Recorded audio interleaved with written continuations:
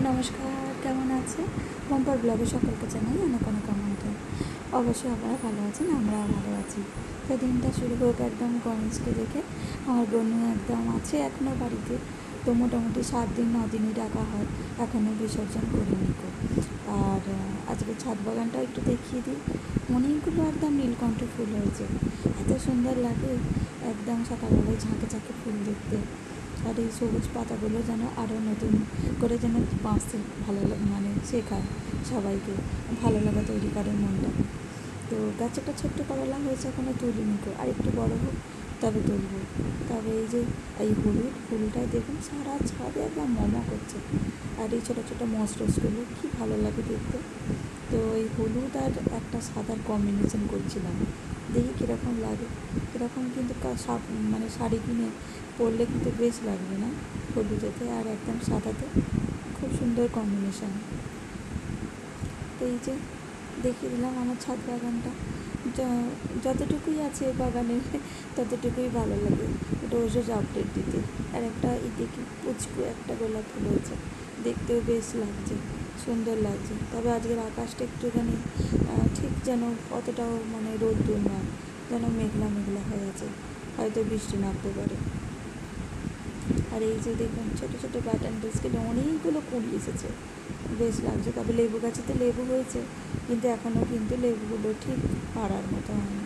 তো আজকে দুপুরে রান্না করবো এই যে ফুলকপি আলুর ডালনা। যেহেতু এখন গণেশ ঠাকুর বাড়িতে আছে, তো আমাদের বাড়িতে এখন প্রতিদিনই হচ্ছে নিরামিষ। সপ্তাহে 2 দিন নয়, একদম পরপর যে যতদিনই থাকবে গনু ততদিনই নিরামিষ।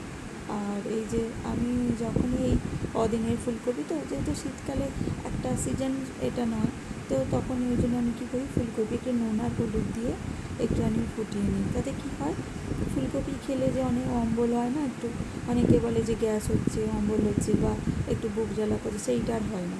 সেইটা একদম কেটে দিকে ভাতও চাপিয়ে দিয়েছি, সকালে রুটি করেছি বলে সমস্ত গ্যাস ভর্তি রুটির গুঁড়োগুলো লেগে আছে। পরে যখন ভিডিও করছি তখন দেখতে পাচ্ছি। তবে থাক, একবার রান্না করেই তো মাজা দেওয়া করবো। এই যে ভালো করে এবার তেলেতে, সাদা তেলটাই এখন খাওয়া হচ্ছে, রিফাইনটা যেহেতু এবারে সরষের তেলটা আনা হয়েছে, কিন্তু সাদা তেলটাতেই এখন যেহেতু ঠাকুরের সমস্ত কিছু করছি বলে সর্ষের তেলটা আর আনা হয় না, সাদা তেলটা দিয়ে খাওয়া হচ্ছে। তো এই যে ভালো করে ভেজে নিই, ভেজে সমস্ত করে তুলে তারপরে মশলা দেবো।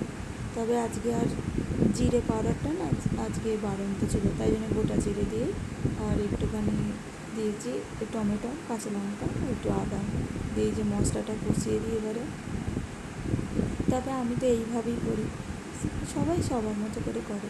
আর রান্নাটা তো একটা শিল্প, যে যেভাবে সেটাকে প্রেজেন্টেশন দিতে পারে, এটা আমি মনে করি। সব কিছুটাই একটা শিল্প, সে ঘর গোছানো থেকে শুরু করে রান্না, খাওয়া দাওয়া, সাজানো, সমস্ত কিছুটার মধ্যে একটা শিল্প থাকে।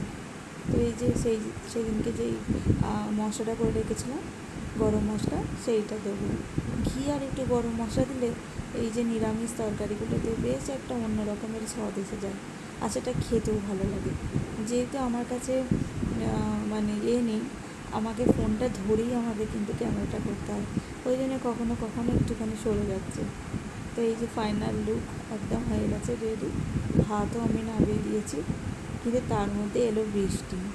এই যে দেখুন বললাম বৃষ্টি আসবে, আকাশটা কীরকম হয়ে আছে। তো আজকের জন্য ছিল এতটুকুই আপডেট। খুব ছোট ছোট করে ভিডিও করছি, কারণ সামনেই তো রান্না পুজো, অনেক কাজ, ভিডিও একদম দিতে পারছি না চ্যানেলে। তো আজকের জন্য একদম খুব অল্পটুকুই ছিল।